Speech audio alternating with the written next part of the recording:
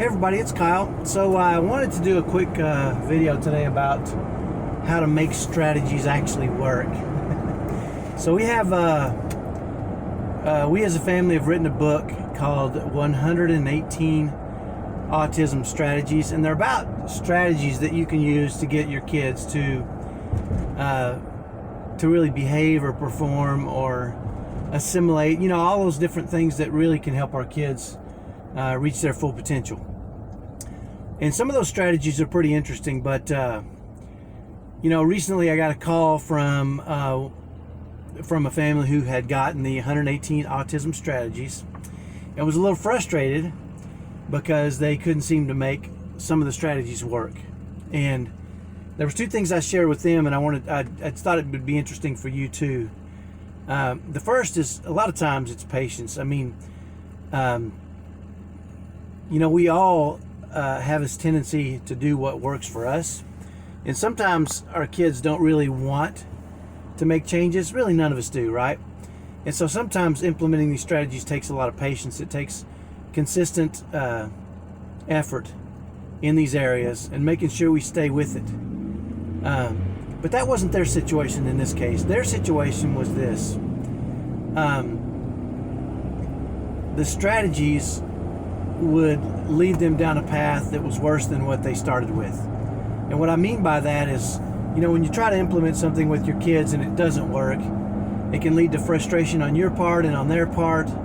And, you know, then you can have meltdowns, right? And that's the last thing we want to do, is create a situation where we're causing, you know, more frustration or meltdowns, and it can be discouraging. And so, you know, one of the things we talked about was their state, the parents' state as they were implementing these strategies.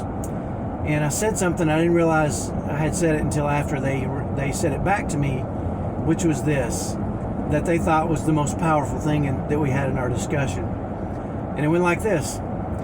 You know, almost no strategy works when there's frustration or discouragement or anger or bitterness involved in that strategy. And that's absolutely true, because when you do things in a state of frustration or anger or impatience, our kids can feel that, and they just don't work. When you're frustrated or angry or bitter, almost no strategy works, but almost all strategies work when they're done in a spirit of love and kindness and patience. And that was really the trigger for them, because they said, but how do we do it in a state of love and kindness and patience? Because it's frustrating, right? And I get that, because I've experienced it myself.